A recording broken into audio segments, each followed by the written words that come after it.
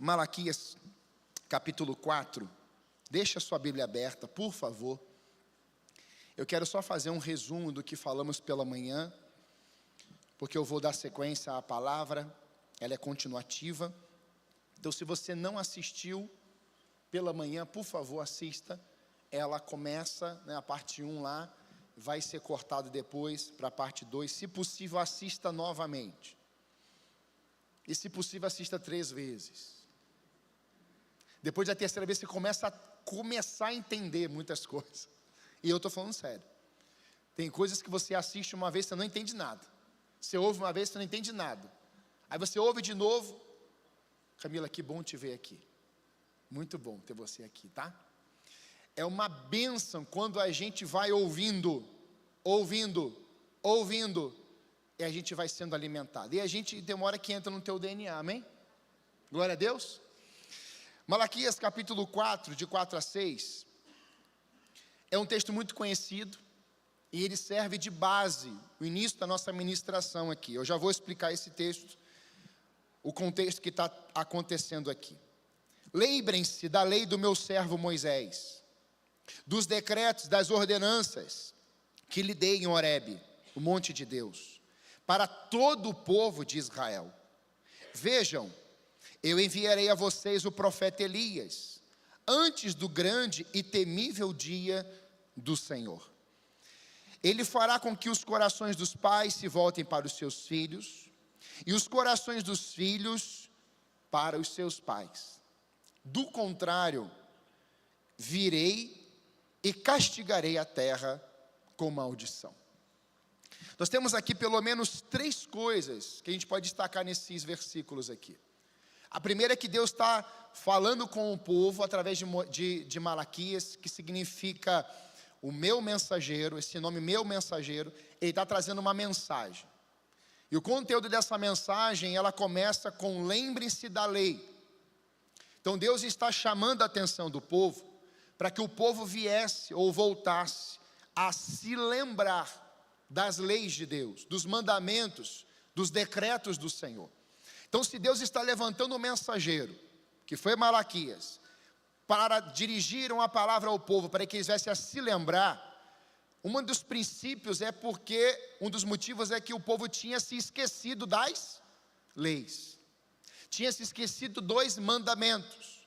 Eles tinham saído de um desenho de Deus e entrado em outros desenhos. Por exemplo, quando Deus fala, lembrem-se da lei, talvez esse povo estivesse dizendo assim, olha, nós vamos seguir aqui esse formato, porque o formato de Deus não é tão bom assim.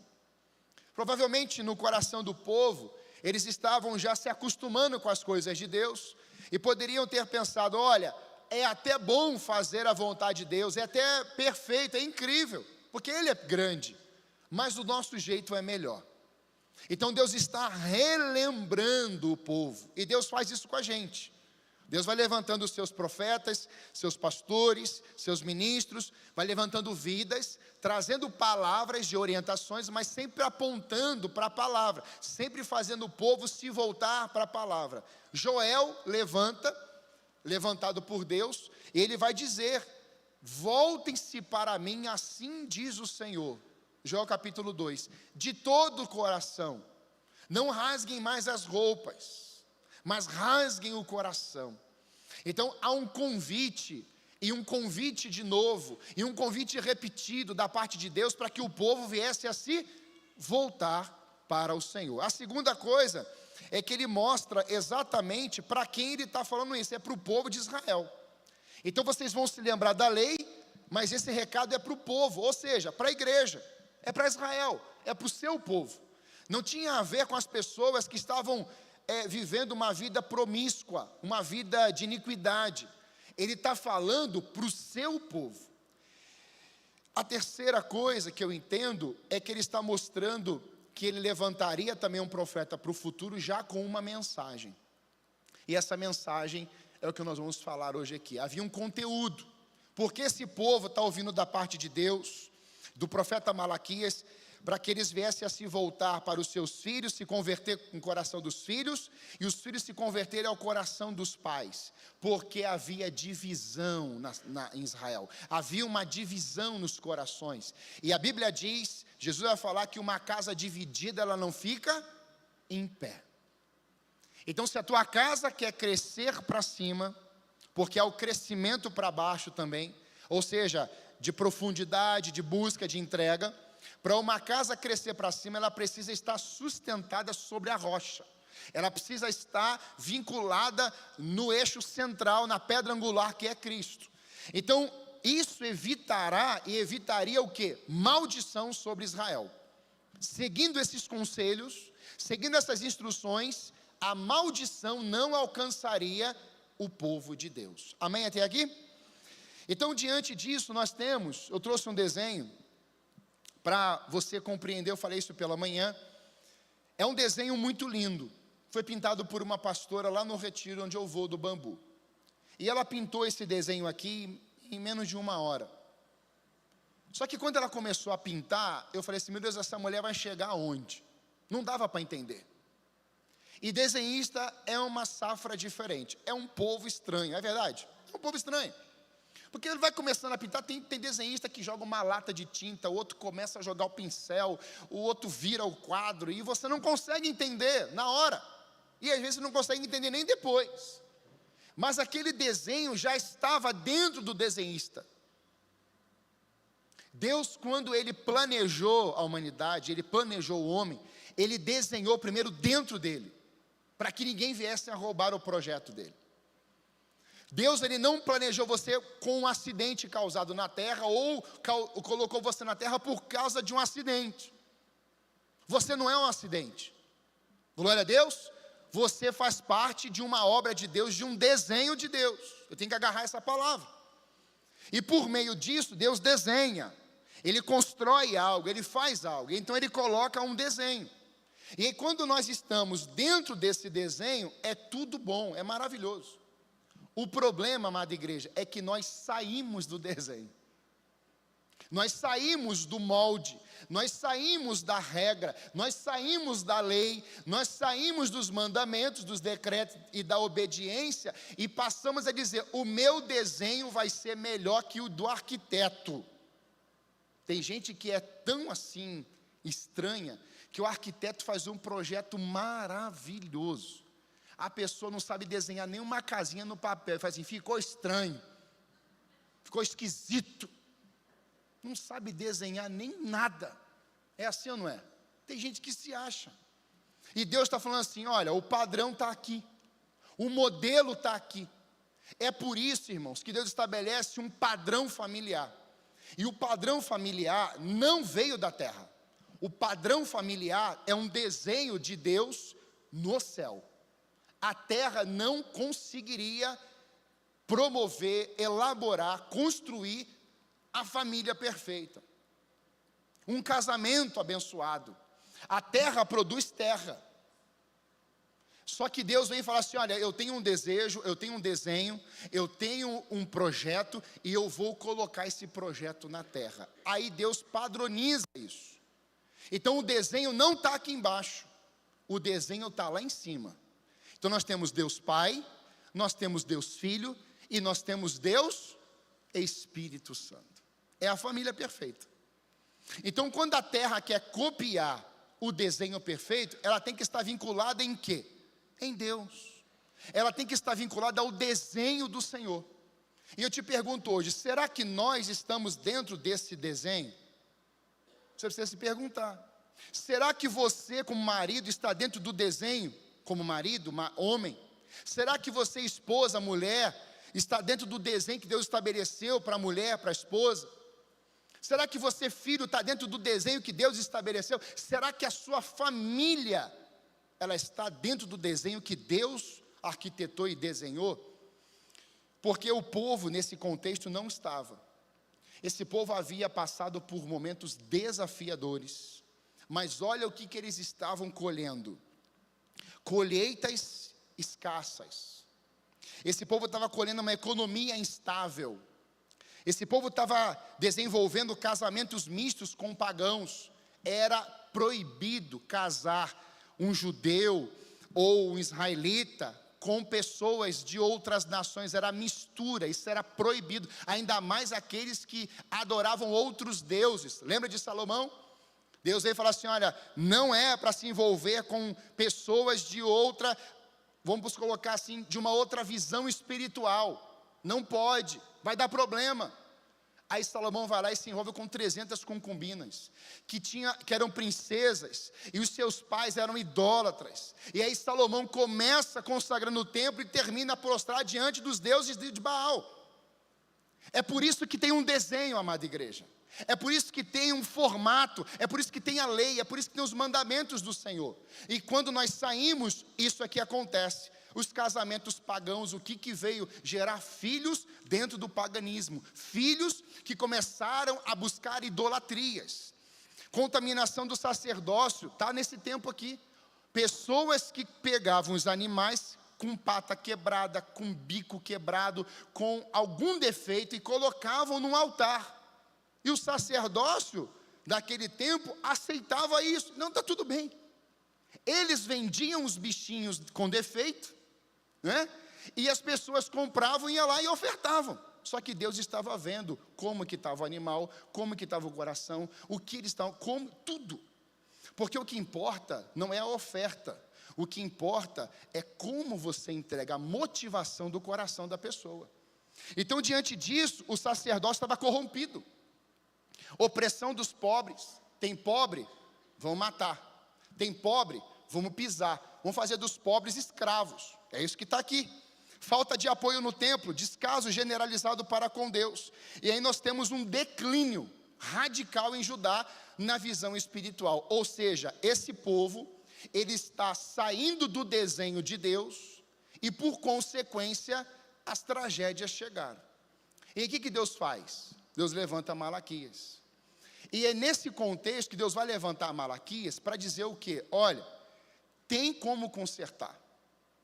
Vocês estão sem a conversão dos corações, vocês estão incrédulos no coração, e a única forma da maldição não chegar, ou ela não permanecer, é o coração se convertendo a Deus e aos filhos. É a única forma dos filhos se converterem a Deus e os filhos aos pais. Isso nos mostra, irmãos, que no contexto atual vivemos isso. A conexão espiritual do profeta Elias na vida de João Batista, eu coloquei pela manhã, e eu trouxe algo muito importante aqui que eu vou resumir.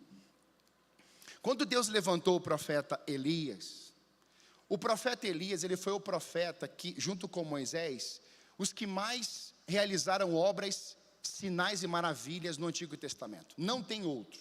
Moisés e Elias, os maiores profetas do Antigo Testamento, os que mais fizeram sinais, maravilhas, coisas sobrenaturais, são os dois. São esses dois que vão aparecer no Monte da Transfiguração. Moisés, Elias, no meio está Jesus, o pai vê, desce e fala assim, esse é o meu filho amado e nele tenho prazer. Estava dizendo assim, não é nem a geração de Moisés e nem a geração de Elias, é o meu filho que vai resolver o maior problema do mundo, que era o pecado. Então, diante desse cenário, desse tempo, Elias, ele surge em Tesbita, e quando ele aparece, ele não é anunciado, ele só aparece, não tem contexto familiar, não tem nada. Deus vai cuidando dele no percurso da caminhada, sustentando ele com comida, vem um corvo e alimenta ele. Tem sede, ele vai lá no riacho e bebe água do rio. Quando o rio seca e o corvo some, Deus levanta uma viúva, e essa mulher vai alimentar ele. E assim Deus foi sustentando Elias no percurso da vida, na sua caminhada profética. O interessante é que enquanto Elias viveu o seu ofício profético, durante todo esse tempo de milagres, maravilhas, prodígios, você imaginar um profeta que diz assim, olha, não vai chover 3 anos e meio, não chovia, não choveu. Isso é incrível. Ele fala assim, olha, tem um conserto, restaura o altar e vai voltar a chover. Então ele restaura o altar, faz uma oração, como o Tiago diz, o fogo desce sobre o altar, e o que acontece? O fogo vem mesmo. Depois disso ele fala assim, olha, pode preparar que a chuva vai voltar, e a chuva volta. Irmãos, pensa no alinhamento do profeta com Deus, é o profético, era algo incrível. Agora deixa eu te perguntar uma coisa, quando acabou tudo isso, Elias está descendo o Monte Carmelo, e a Jezabel que matava a profeta diz: olha, Elias, nem que seja a última coisa que eu faça na minha vida, eu vou te matar, eu vou te caçar. E Elias, depois de todo aquele momento, ele some, ele deixa o seu servo em Berseba, e ele vai para o deserto, ele entra numa caverna, e ele começa a dizer assim: Deus, eu não aguento mais, tira a minha vida, eu não aguento mais. Ele vai dizer, ele vai revelar cansaço, desistência, verbalização suicida, divisão da nação novamente, além de mandar o seu servo, vai embora. Ele praticamente diz assim: olha, eu não aguento mais, vai. Só que até ali, ele só está executando o ofício profético, ele só é um profeta. E aí Deus vem naquele lugar, naquela caverna, e fala assim: Elias, o que você está fazendo aqui? Deus te trouxe aqui hoje, e Ele fala essa pergunta para você: o que você está fazendo aqui? Eu vim aqui cultuar. Mas espiritualmente, como que você está? Deus estava sinalizando assim: olha, como você está? Você está no lugar certo? Você está no meu desenho, Elias? Porque às vezes estamos num culto, mas não estamos no desenho de Deus. Às vezes estamos num templo, mas não estamos no desenho de Deus. Às vezes estamos até em ambientes espirituais, mas não estamos no desenho de Deus. Você é casado, tem filhos, e você às vezes não está no desenho lá da sua casa. Você está trabalhando, mas você não está no desenho da moralidade, no desenho dos princípios que Deus derramou sobre a terra, e você não está nesse desenho. Então você pode estar no lugar, mas ao mesmo tempo você pode não estar verdadeiramente lá. Quem está entendendo aqui, amém? Então Elias vive tudo isso. Quando Deus fala assim: olha, ainda não acabou, aqui não é o seu lugar, começa um novo ciclo na vida de Elias, e aqui eu quero entrar. Porque foi exatamente isso que Malaquias estava falando. Eu enviarei o profeta Elias na unção e no espírito. Ele está apontando para o futuro, que viria João Batista, mas ele está citando Elias, que é esse que a gente está falando aqui. E a pergunta é: por que Elias, irmãos? Porque ele diz assim: olha, enviarei aquele que virá no espírito e no poder de Elias. E por que ele não disse assim: ó, eu enviarei aquele no espírito e no poder de Eliseu, no espírito e no poder de Abraão, no espírito e no poder de Isaac?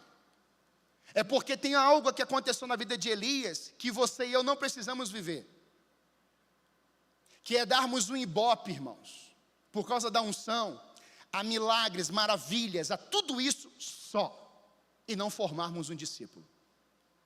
A igreja não precisa sofrer, a igreja não precisa entrar em colisão com Deus, desde que ela cumpra o que Jesus disse em Mateus.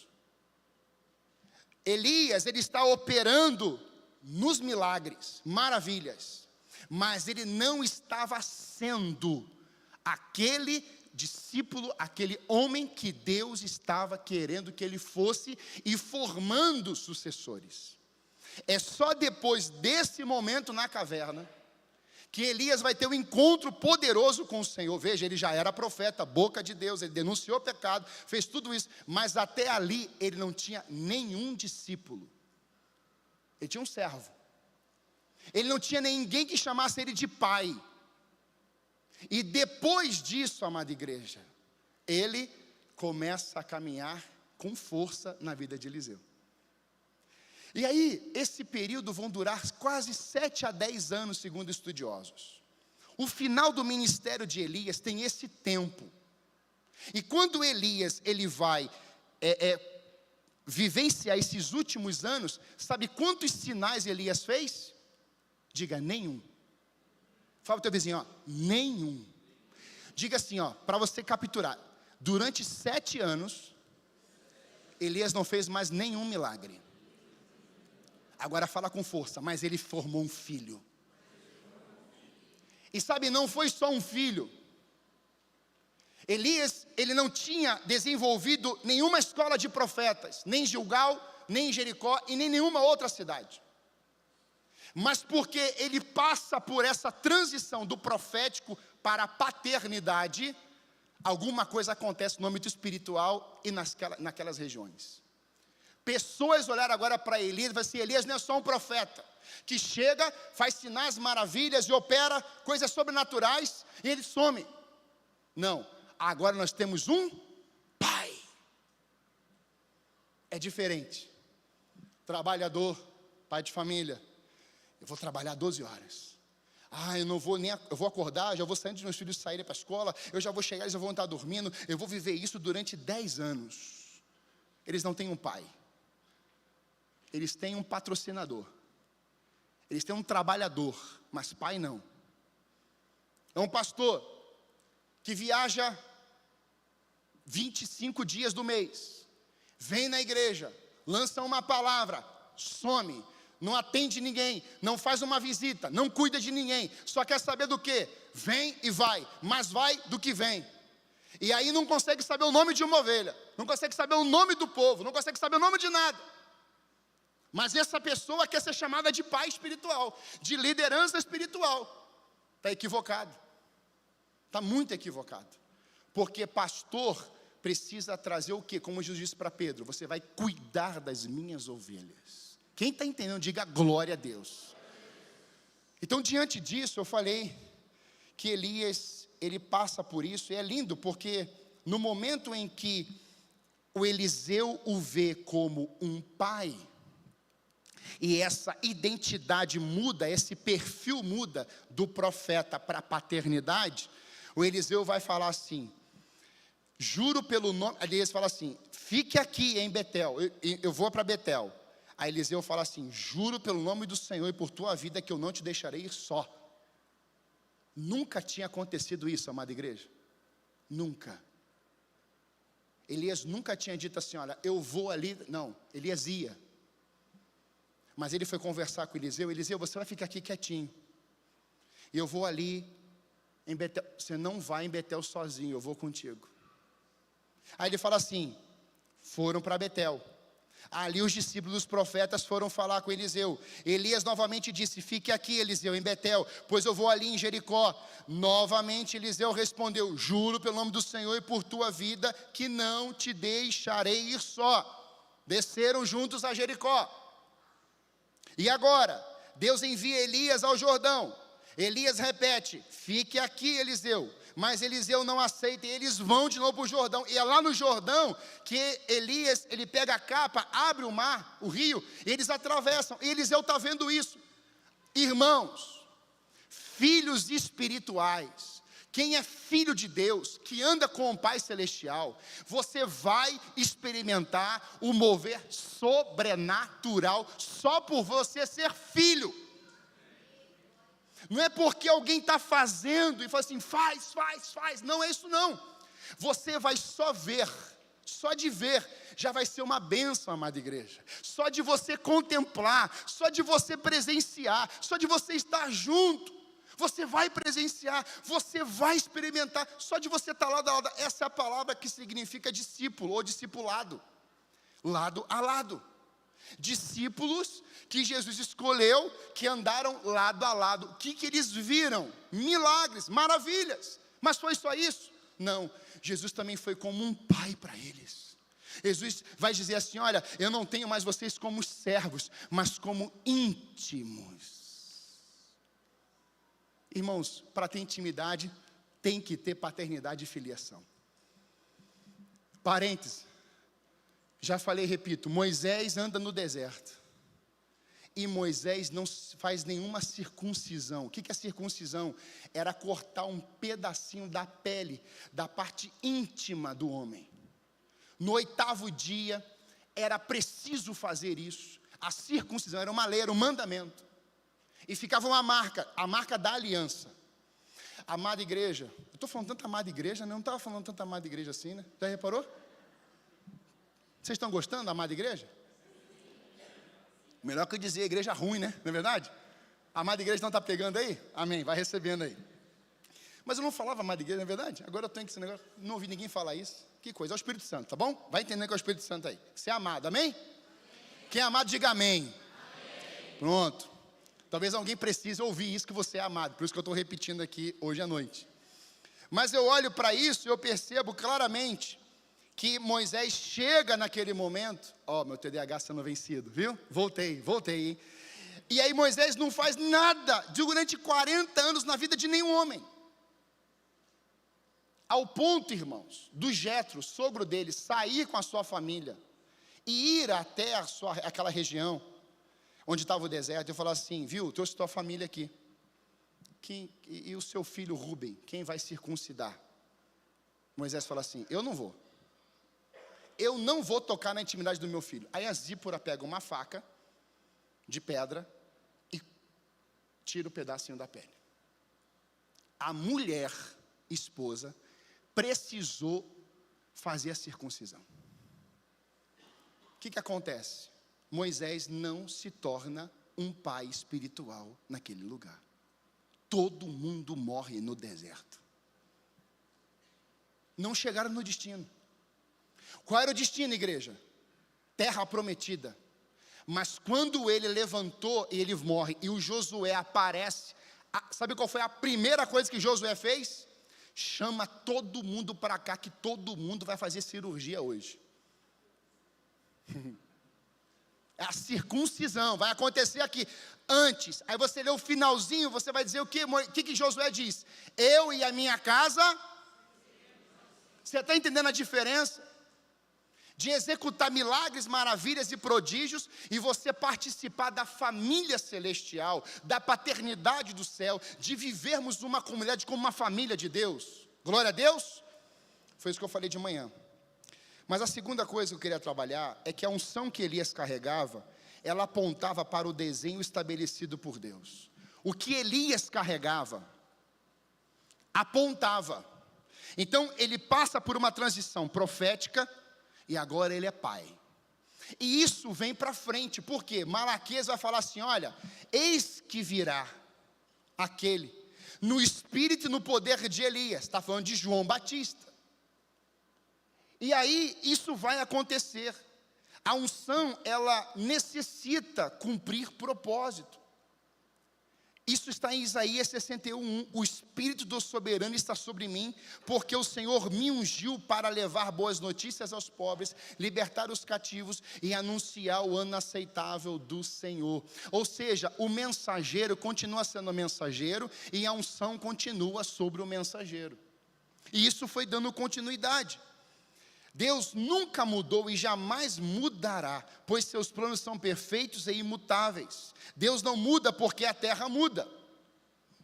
Deus Criador começou com essa família, deu continuidade após a morte de Abel. Deus, ele dá uma continuidade, vem 7. Noé, Abraão, família, pai de multidões. E nessa linhagem patriarcal, Deus chamou Israel de primogênito, fazendo da nação uma família, para abençoar todas as famílias da terra. E a gente pode olhar para esse contexto aqui, e vermos que infelizmente o coração de Israel, na geração de Elias, na de João Batista e até de Jesus, ela teve crises com essa palavra conversão. E até os dias atuais. Deus usou Malaquias, Deus usou João Batista, Deus usou o próprio Filho. E Deus vai usar os discípulos e apóstolos em Atos e depois nas igrejas que Paulo plantou. Irmãos, tem gente que não aceita conversão a Deus e não aceita conversão ao Filho e o Filho ao Pai. Não aceita. Tem um bloqueio, tem uma resistência. Deus decidiu levantar um novo Israel, a igreja, para ser uma família na terra de muitos irmãos, para revelar seu amor e salvação a todas as famílias na terra. Então Ezequiel vai dizer que Israel fracassou. Em João capítulo 15 vai dizer, eu sou a videira verdadeira, o meu pai é o agricultor. Quem era a videira falsa? Quem foi? Israel. Então Israel, Deus está denunciando, assim, olha, Israel pecou, Israel não fez o que eles faziam e desfaziam, Aí Deus vem falar assim, olha, eu vou enviar agora o verdadeiro Israel. Ou vou enviar a verdadeira videira. E os ramos que somos nós, se estivermos enxertados nessa videira, nós vamos dar o quê? Frutos, e frutos que duram. Então Deus está falando assim, olha, teve uma situação, um problema, mas eu estou enviando o verdadeiro. Israel errou. Então quem que Deus levanta agora? A igreja. E é diante disso que Gênesis 12:3 vai dizer assim: abençoarei os que abençoarem, e amaldiçoarei os que o amaldiçoarem, e por meio de você, todos os povos da terra serão abençoados. Olha Gênesis 22:18, e por meio dela, todos os povos da terra serão abençoados, porque você me obedeceu. E a gente poderia, irmãos, ir citando aqui vários outros contextos, mostrando para nós, de que quando nós obedecemos a Deus, a bênção nos persegue. Se a família hoje entender a obediência, e ela estiver dentro, de novo, irmãos, é desenho da obediência que o povo desobedeceu e saiu, e eu estou pregando 2000 anos depois que Jesus ressuscitou, e estou falando de desenho de novo, voltar para a origem, porque não tem outra mensagem. Sabe, eu entendo claramente que quando o profeta Joel vai falar assim, olha, os idosos, eles vão sonhar, e os jovens vão profetizar. O Joel estava tentando dizer algo naquela comunidade de Israel. Vossos filhos, vossas filhas profetizarão, os idosos vão voltar a sonhar, os jovens terão visões. E aí Deus levanta Pedro lá em Atos capítulo 2, ele começa a pregar já na nova aliança. Ou seja, é um cruzamento, irmãos, de gerações, com a mesma mensagem. E qual era o intuito, igreja? O intuito era dizer assim, olha, o que precisa existir na terra, não são tantos planos assim, como vocês pensam, é só vocês serem uma família, dentro do meu desenho, é só isso. Aí eu fiquei perguntando um dia desse, eu falei assim, mas por que o idoso sonha? Porque o idoso não pode fazer força. Você já viu o idoso carregando o sofá nas costas? Se viu, não era para ver, mas era para o jovem estar carregando aquele sofá. Mas hoje, irmãos, tem uma geração de jovens, e não está aqui, glória a Deus, que está colocando, sabe o que para o idoso fazer? Pagar as contas dele. É peso. Era para estar surfando, sombra, água fresca, praia, viagem. Mas tem filho hoje dando dor de cabeça para o pai e para a mãe. Essa é a triste realidade. E aí nós olhamos para um cenário desse, e Deus fala assim, olha, o desenho está errado. Não é para filho dar trabalho para o pai e para a mãe, e nem é para pai causar ira no coração dos filhos. A última unção, a unção de Malaquias, que antecederia a vinda de João Batista, e ele vem depois de 400 anos depois dessa profecia aqui em Malaquias, era o coração do pai, vai ter que se converter ao filho, e do filho ao pai. E Jó está falando isso antes, ei, volte-se para mim de todo o coração, voltar para quê? Volta para o Senhor, porque os jovens vão profetizar. Aí você vê jovem hoje, irmãos, como Erics, liderança, profetizando, declarando, levanta um aleluia, diga que Ele é Senhor, diga que Ele é Salvador, e o idoso está fazendo o quê? Parado, dormindo? Não, ele está sonhando. Como é que você casa gerações? Você casa gerações assim, ó, o idoso não dorme, ele não para, ele não morre, não morreu ainda, então ele está assim, filho, eu estou dando sonhos nas suas mãos. Você está entendendo? Aqui eu tenho poucos idosos, mas um idoso, vamos colocar de 60 anos para cima, acabou minha vida, muitas dores, muitos problemas, olha, vivi, agora estou com as minhas aqui, né, a lombar. Não, um idoso cheio do Espírito Santo, ele está assim, ó, ei juventude, eu estou aqui, eu estou lançando sonhos sobre vocês, agora Deus, irmãos, amém? O idoso não está dizendo assim, ó, acabou jovem, acabou a vida, acabou a terra. Não, o idoso está olhando para o jovem assim, eu não posso fazer, mas eu vou investir tudo que eu posso em você, para você fazer os sonhos que Deus colocou na minha vida. Isso é se converter ao coração do pai, e o pai se converter ao coração do filho. É o pai dizer assim, ó, o papai, o vovô não pode mais executar lá, mas eu vou investir tudo que eu posso, tudo que eu puder, para que você chegue lá, e você vai mais longe do que eu. Isso que Joel estava dizendo, isso que Malaquias estava dizendo, isso que João Batista foi tentar dizer, e cortar a cabeça dele. Porque, irmãos, o diabo não quer que o coração do pai se volte para o filho, do filho muito menos para o coração do pai. Eu já contei aqui, vem cá Felipe, rapidinho. Eu já mostrei isso em cenário. Qual é o desenho de Deus? É que o pai... Ricardo, você consegue vir rapidinho aqui? Vem cá, Ricardo. Ele é mais novo que eu. O Ricardo é mais velho, não parece, mas o Ricardo é mais velho que eu, tá? Esse gentleman, ó... Gentleman, né? Esse homem chique, converter o coração é isso aqui, irmãos, ó. É deitar aqui, ó. Agora, por favor, põe a mão na minha cabeça. Isso aqui. É isso aqui, ó. Eu estou ouvindo o coração dele. Eu estou inclinando a minha vida ao coração dele. Agora, deixa eu te perguntar, é fácil um filho colocar a cabeça no peito do pai e o pai fazer um cafuné nele? Quando é bebê é mole. Quando está crescendo com 2, 3, 4 anos é mole. Agora, pega um adolescente, coloca ele aqui, você vai querer, ó, mas não é para esganar, é para abraçar e pôr no peito aqui, ó, ouça o coração do papai, ouça os batimentos cardíacos, ouça os meus sonhos. Quem está entendendo isso aqui? O que Deus estava falando é o seguinte, olha, o coração do filho vai ter que se dobrar, inclinar ao pai, porque é o que o diabo não quer que você viva. Ele quer matar esse relacionamento aí, pai e filho, mãe e filho, pastor e igreja, liderança e liderados. Ele quer destruir isso. Só que eu não posso só inclinar aqui no filho. Eu também tenho um pai. Então eu também tenho que... Vai aprendendo aí, ó. Tá vendo a mãozinha? Só que você acha que o Ricardo, com 55 anos, 58, não parece, né, irmãos? Quem vai botar a cabeça dele? Ele vai se inclinar a quem? Não tem ninguém aqui. Tem alguém aqui?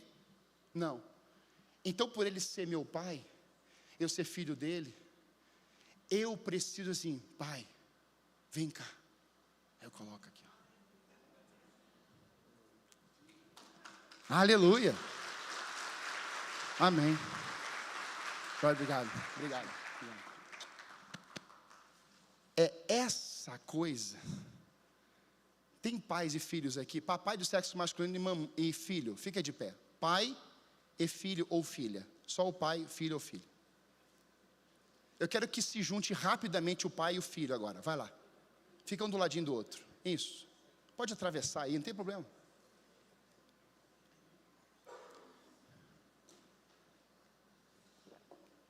Quanto mais tempo você passar assim, mais bênção essa casa vai receber. Agora, menos isso, a maldição chega. Ela não avisa, ela chega. Então põe a mão na cabeça do seu filho. Repita assim comigo: Senhor Jesus, eu abençoo esse meu filho. Eu declaro sobre ele as tuas bênçãos. A morte, as pragas, a maldição não vai chegar em nós. Em nome de Jesus. Diga amém. Pode tomar o seu lugar. Terceiro, por que a igreja não está cumprindo o seu propósito no decorrer dos anos? Então falei de Elias, João Batista. Agora nós temos que entender, pastor, e hoje? O que a igreja está fazendo hoje? Por que ela não cumpre isso hoje? A gente poderia dar aqui inúmeras desculpas, mas como pastor amigo, pastor Samuel de Birigui falou assim, olha, pare de dar desculpas e passe a obedecer. Frase que eu li dele hoje. Nós estamos dando desculpas, mas a igreja não está cumprindo e tem alguns motivos. Porque a igreja está crescendo tanto, conquistando tanto, e não está provocando uma transformação no mundo. Irmãos, eu quero dizer com todo carinho aqui nessa noite, Essa semana, e hoje aqui até o culto da manhã e da noite, pensa um coração de um pastor e um corpo que vai, sabe adrenalina? Hoje à tarde eu estava com dores, e eu estou bem agora, graças a Deus, mas não é uma dor no meu físico, por causa que eu caí, porque eu joguei bola depois de 10 meses, nada disso não. É uma dor espiritual. Eu estava sentindo hoje à tarde dores espirituais, eu quero que você entenda isso, porque é essa dor que quando vem a gestação é maravilhosa, mas quando o filho nasce, a mulher sabe, só ela sabe, mas ninguém sabe. Não adianta um homem falar assim, nossa, eu imagino que dor. Não imagina nada, ela é a dor que ela sentiu e não tem dor igual. A única dor que vai se assemelhar a uma dor de parto é aquele dodói que a criança tem na boquinha, que é a estomatite. É comparada à dor de parto. E se tiver um médico aqui, não se manifeste, porque eu aprendi isso e que eu esteja certo. Nós estamos vendo uma gravidez e fala assim, que lindo. Só que na hora que nasce, irmãos, é doloroso. Só que quando nasceu e a mamãe pegou o filho, ela lembra da dor do parto? Não, ela vê o filho. Você está entendendo? Dói, irmãos, é difícil, mas eu profetizo em nome de Jesus, por mais que seja prensado, por mais que doa, vai ser lindo, vai ser maravilhoso, o que Deus tem para esse lugar e para essa realidade de nós aqui hoje, em nome de Jesus de Nazaré, eu creio nisso. Porque a criminalidade, o divórcio, a violência, a perversidade sexual aumenta, o tráfico aumenta, a prostituição aumenta. Por que estamos hoje com 40 milhões de evangélicos no Brasil? 40 milhões, não colocando os católicos. O Brasil piora ou melhora? Pode falar. Piora, irmãos. O Brasil escolhe mal os seus governantes. O Brasil coloca situações de pessoas que ferem. E os evangélicos estão indo, muitos deles, nisso. Irmãos, é impressionante o montante de evangélicos. Você viu o que aconteceu no Rio de Janeiro agora? Você viu aqueles jovens mortos. Jovens, estou falando de jovens. Jovens. Consequência das escolhas de cada um deles. Todos lá. Agora presta atenção que eu vou te falar. O que a igreja está fazendo com tudo isso?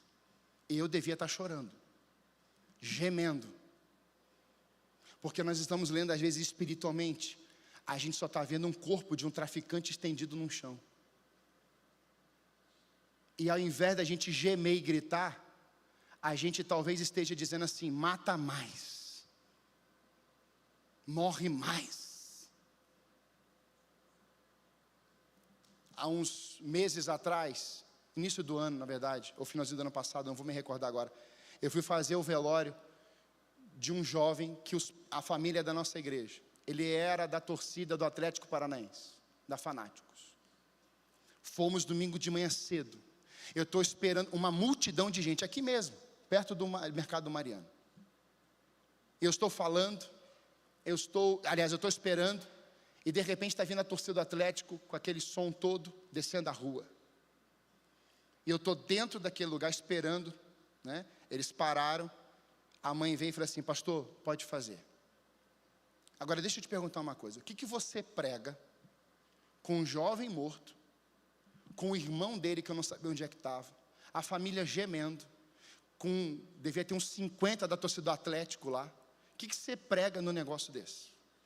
O que você fala? Ah, pastor, fala de Jesus. Irmãos, eu digo para você que Deus me deu uma ousadia naquele dia. Quem está aqui lembra. E eu falei assim, Senhor, eu não vim trazer um recadinho aqui não, mas me encha com a tua ousadia, com a tua coragem, com a tua intrepidez. Irmãos, eu senti um fogo dentro de mim, e eu comecei a falar, não ouvia nenhum barulho de uma mosca. Entenda isso, que não era eu ia querer correr do cenário que estava. Mas quando você segue essa nuvem, você segue o Deus Todo-Poderoso, Deus coloca em você essa verdade. Irmãos, naquela hora eu comecei a falar, numa ousadia, e comecei a falar assim, quem é o representante dessa torcida aí? Aí veio um menino, um jovem, eu falei, qual o teu nome? Daniel. E Deus me deu um download, assim, Deus me mostra que a sua mãe está orando por você há muito tempo, é hora de você voltar para a casa do pai. Menino com os olhos já lacrimejando. Eu já fiquei também olhando para ver se não tinha já vindo um torcedor, né? Já fiquei aqui só com o Espírito Santo, me ajuda, cega todo mundo. E eu falei assim, e vocês aí? Essa torcida, Deus está esperando por vocês. Deus está esperando por vocês, porque Deus é pai e vocês são filhos. Então aqui, quem quer entregar a sua vida a Jesus, quem quer voltar para Jesus? Irmãos, eu não sei se deram sequência, mas a torcida toda que estava ali naquele dia confessou Jesus de Nazaré. E eu fui embora, vim para o culto e pregamos aqui, glória a Deus. Mas por que eu estou te falando tudo isso, irmãos? É porque a igreja ela não foi chamada para ir para o céu primeiro. A igreja foi chamada primeiro para dar uma passadinha no inferno. Só que a gente não quer passar no inferno. A gente só quer esperar o céu, porque o céu é um lindo lugar, e vai ser mesmo, óbvio, e é. Mas enquanto tem arautos aqui, enquanto a igreja está aqui, enquanto a igreja não for levada, enquanto Jesus não vier buscar, nós temos que declarar com a cabeça do céu, andando na terra. Eu fico impressionado porque se a igreja não se tornar uma família de verdade, pais, filhos e muitos irmãos, ela pode ter tudo dentro dela.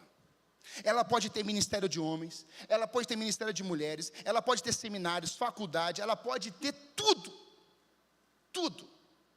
Mas se ela não entender que ela é família, que tem pai, que tem mãe, que tem filho, que tem um ambiente espiritual, não vai adiantar nada.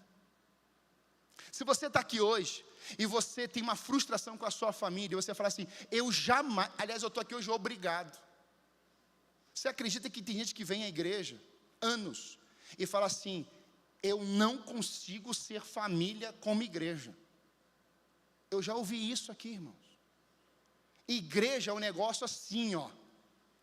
Mas a Bíblia diz que igreja é corpo de Cristo, então ela está desprezando quem? O corpo. Você já viu uma cabeça andando sem corpo? Não. Então quando ela despreza a igreja, por mais que alguém tenha te ferido, olha para o cabeça, que é aquele que te cura. Por mais que alguém na igreja possa frustrar você, e acontece infelizmente, olha para o cabeça, que ele nunca vai te frustrar. Igreja, alguém esqueceu você, se esqueceu de você, mas o cabeça nunca vai se esquecer dos seus. Por isso que está conectado, não tem como separar. Então pode ter tudo. E sabe, irmãos, isso aqui são dados de pastores que trazem realidades em outras nações. Na Europa, nos Estados Unidos, na Coreia do Sul, irmãos, um dos maiores avivamentos já aconteceram nessas regiões. Sabe, as montanhas de oração na Coreia do Sul, eu vou falar daqui a pouco isso. Pensa na quantidade de nas montanhas você tem, como se fosse, sabe o banheiro químico?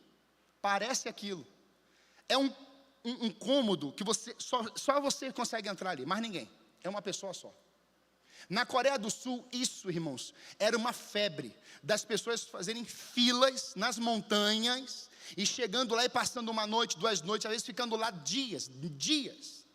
Teve homens que ficaram lá 40 dias, sem comer, sem beber, lá dentro. A Coreia do Sul, irmãos, se você não sabe, a Coreia do Norte e a Coreia do Sul. A Coreia do Norte é a ditadura. A Coreia do Sul é a que vive a liberdade. O povo, para entrar na Coreia do Norte, os missionários, eles passam pela Coreia do Sul para entrar na Coreia do Norte, muitas vezes escondidos. Não pode cultuar Deus verdadeiro na Coreia do Norte. O Deus é o ditador lá. Ele não aceita. E quem leu notícias ontem da China, a China fechou a maior biblioteca evangélica da China. Acabou, não tem mais livraria evangélica na China. Quem acompanhou os últimos vídeos agora da Nigéria, o povo vindo nas matas, o povo vindo nas aldeias, com os caixões, irmãos. Irmãos, aquilo é verdade, aquilo não é fake, não. Eu estava agora no Bambu e tem um pastor de Moçambique dizendo assim: ei, tem gente pensando que aquilo que está acontecendo na Nigéria é exagero. Não é, estão matando cristãos a rodo, irmãos, de puxar com o rodo o sangue deles. E não é brincadeira, é fato. Aí quando a gente olha para isso, fala assim: meu Deus, avivamento nos Estados Unidos, avivamento na Inglaterra, na Rua Azusa, Los Angeles, os jornais na época divulgando avivamento na Rua Azusa. Você vê Jonathan Edwards, você vê Finney, você vê Billy Graham, você vê a turma toda. Irmãos, pensa no tempo de avivamento, pensa no mover de Deus. Se você for na Coreia do Sul hoje, de 12 casas na montanha de oração, só tem 2. Você vai nos Estados Unidos hoje, irmãos, e eu tenho o testemunho da minha casa. Não existe relacionamento de paternidade e filiação íntimo nas igrejas e muito mal nas casas. É um frio, uma frieza relacional. É difícil. O culto acaba 20 horas, 25, não tem mais ninguém nem no estacionamento. Irmãos, a igreja não pode perder o seu propósito. Romanos 8, 17 a 19 diz assim: se somos filhos, então somos herdeiros, co-herdeiros em Cristo.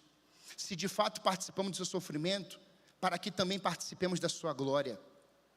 Considero que os nossos sofrimentos atuais não podem ser comparados com a glória que nos será revelada.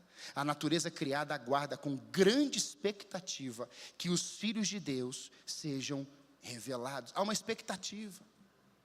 Ali fora, alguém está gemendo, querendo ver uma paternidade sobre a vida dele. Estão gemendo. E o desenho de Jesus para a terra? O desenho de Jesus para a terra, ela parte de Cristo formar discípulos, ela parte de Cristo ter uma família com muitos irmãos, e ela parte de um efeito glorioso, em que discípulos anseiam ser a sarça de Deus queimando, mas os fãs anseiam apenas por consumir dela. O objetivo de Deus, de Cristo, de imprimir esse desenho na igreja, não é formar uma geração de fãs, é formar uma geração de discípulos. Glória a Deus, a banda vem. Não é fã. E se você não sabe a diferença de discípulo e de fã, é que o fã, quando você está em alta, ele te aplaude, mas quando você está embaixo, ele te abandona. O discípulo não. A palavra discípulo significa aluno, é compromisso implacável com o mestre. Só que os discípulos, quando Jesus morreu, foram para onde? Foram pescar. João ficou lá, as mulheres ficaram lá, mas depois, estava todo mundo no barco, pescando. Eu vou repetir essa frase, sabe por quê? Porque Deus vai abalar, irmãos, a nossa igreja. Deus vai abalar a igreja global. Diga amém, pode dizer amém. E esse abalar, irmãos, não é destruir, é tremer. Como aconteceu em Isaías 6, o abalo de Deus, naquele lugar que Isaías está vendo. No ano em que morreu o rei Uzias, eu vi o Senhor assentado no alto e sublime trono. Ele viu o que lá dentro? A santidade de Deus. E aquele Deus poderoso fez tremer as estruturas do templo. Irmãos, a estrutura dos templos, elas vão voltar a serem tremidas pelo Deus Todo-Poderoso. Não vai ficar pedra sobre pedra, mas a essência da igreja, Cristo, será revelado para o mundo. E é isso que Deus quer fazer nos nossos dias. Deus, Ele quer abalar a nossa estrutura, Ele quer abalar a estrutura dos homens, das mulheres, dos filhos. Por quê? Para que voltemos ao desenho original. Há uma geração que anseia consumir cultos, eventos, atendimentos, terapeutas, psicólogos, pastores, líderes, mas não consegue revelar transformação. Por quê? Porque é uma geração de fãs. Mas a igreja que nós estamos aqui hoje é uma geração de discípulos da glória, amém? Olha para o teu lado e fala assim: você não é fã, você é discípulo. Você não é fã, você é discípulo. E pode dar uma risadinha para ele, para quebrar o clima, né? Você é discípulo, para não ficar tão pesado. Eu poderia citar vários textos aqui, mas eu quero fechar para fazer a ceia. Eu não vou nem ministrar a ceia, a gente só vai participar da ceia, fica tranquilo. Eu quero trazer esses dados aqui para você entender a importância de sermos igreja, no desenho original. Quando eu falei da Coreia, ela vive uma decadência. Dos 12 montes de oração, hoje só temos 2. Agora grave isso aqui: cerca de 5% dos filhos da geração do avivamento frequentam as igrejas hoje. 5%. Há pastores brasileiros com igrejas no Japão e na Coreia, e parcerias. Quando você chega nas igrejas da Coreia do Sul, sabe qual é a margem? 95%, quase 98% de idosos. Não tem mais jovem na igreja. Eu te pergunto, irmãos, o que o diabo conseguiu fazer? Qual a geração, irmãos, na Coreia, nos Estados Unidos, que mais viveu o sobrenatural? Foi essa. Sinais, milagres, maravilhas, Elias. Mas cadê os pais dessa geração? É o que muitos aqui viveram, infelizmente, de chegarem para mim e falar assim: pastor, eu só queria um pastor. Pastor, eu só queria um atendimento. Pastor, eu só queria um carinho. Pastor, eu só queria um abraço. Eu só queria... Irmãos, eu repito isso aqui: tem pastor, e eu falo da minha classe, que não consegue saber o nome da ovelha A, da ovelha B. Não consegue saber o nome. A pessoa está no hospital morrendo, manda um visitar. Você está entendendo? É emergencial, amada igreja. Sabe o que a Coreia está exportando hoje? K-pop, música coreana e dorama. Agora deixa eu perguntar aqui, não precisa levantar a mão. Você já assistiu o dorama? Tem membro de igreja viciado em dorama. Só viu o dedinho, nessa hora você não olha para o lado, só olha para frente. É pecado assistir dorama? Claro que não, irmãos. Não é não, para mim não é pecado. Eu não assisto, nem sei como é que funciona o negócio. Eu sei que o cara tem o olhinho puxado. E dizem, né, que é galã. Não sei. Mas Deus não queria que a Coreia do Sul exportasse dorama e K-pop, músicas. Deus queria que a Coreia exportasse os avivalistas. Você acha que a Venezuela, eu tenho um venezuelano aqui, exportar os moradores de lá, ou saírem de lá por causa da ditadura? Você acha?